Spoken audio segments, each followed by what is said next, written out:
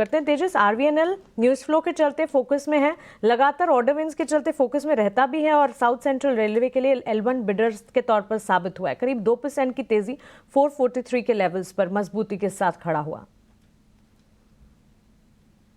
देखिए, आरवीएनएल की बात करें तो ये स्टॉक अभी भी एक कंसोलिडेशन मोड में है। स्टॉक ने करीबन 425 के करीबन बेस बनाया है और जो अपनी 200 डे मूविंग एवरेज चल रही है वहां पे, but at the same time ऊपर के लेवल पे जो 20 दिन और 50 दिन की मूविंग एवरेज को सरपास नहीं कर रहा है। तो मुझे लग रहा है ये स्टॉक अभी भी एक कंसोलिडेशन मोड में चल रहा है। इसमें एक ब्रेकआउट के लिए वेट करना चाहिए। नीचे में जो लेवल बैठ रहा है वो करीबन 425 के करीबन है और ऊपर में जो ब्रेकआउट लेवल है वो है 475 के करीबन।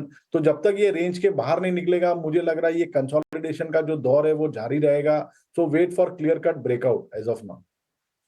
बात पर ही हमने कहा था कि इस शुरुआती तेजी पर कितना कॉन्फिडेंस रखना ये बड़ा सवाल है और ये आई पहली गिरावट।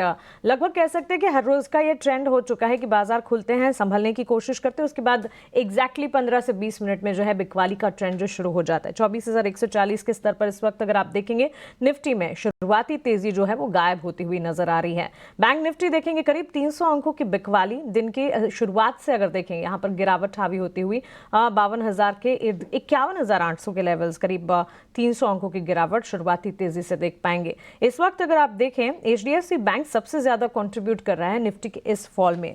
सारे के सारे सेक्टर्स जो कि बाजार की शुरुआत में हरे निशान में नजर आ रहे थे वो सारे सेक्टर्स अब लाल निशान में तब्दील होते हुए दिख रहे हैं। महज रियल्टी, एनर्जी और फार्मा है जो कि बाजार को इस वक्त संभाल पाएंगे। तो सेक्टोरल पैटर्न्स जो हैं वहां पर भी हम देख रहे हैं कि एक रिवर्स ट्रेंड आता हुआ महज 15 से 20 मिनट में बाजार की शुरुआती तेजी पर हम देख रहे हैं बिकवाली लगती हुई। लेकिन अगर मार्केट सेटअप और साथ ही रिजल्ट्स की बात करें, लगातार हम कह रहे हैं not so happening result season रहा, लेकिन जो नतीजे ठीक ठाक या अच्छे आए हैं बाजार उसको रिवॉर्ड भी कर रहा है। त्रिवेणी टर्बाइन एक कंपनी है, इसके स्टॉक के चार्ट्स को पुल अप करते हैं। कंपनी के नतीजे कल बाजार बंद होने के बाद आए और अगर देखेंगे नतीजे काफी अच्छे रहे। इस वक्त 10% की तेजी के साथ ये स्टॉक जो है ट्रेड करता हुआ, अच्छी खासी मजबूती और कैगर रिटर्न्स की अगर बात करें, लगातार अच्छे कैगर रिटर्न्स कंपनी देने का दमखम रखती हैं, दिए हैं। इसके अलावा अगर आप देखिए ऑलमोस्ट डेट फ्री कंपनी और नतीजों की अगर बात करें, चंदन आपसे एक राय लेना चाहेंगे। त्रिवेणी टर्बाइन, आपने इस स्टॉक को रीड किया है, स्टडी किया है, क्योंकि दमदार सेट ऑफ नंबर्स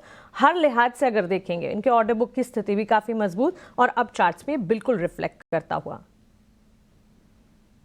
त्रिवेणी की बात करें तो त्रिवेणी में नीचे के लेवल से बाइंग इंटरेस्ट बना है और कहीं ना कहीं जो सपोर्ट है वो इंडिकेट कर रहा है कि मोमेंटम बरकरार रहना चाहिए। 660 इमीडिएट सपोर्ट है, कहीं ना कहीं 740 तक के स्विंग इस काउंटर में बन सकते हैं। स्टॉक को अगर रीड किया है, नतीजों से ठीक पहले अगर प्ले आउट करने की कोशिश की है तो काफी ज्यादा अच्छा ये डिसीजन साबित होता दिखेगा त्रिवेणी टर्बाइन। क्लियरली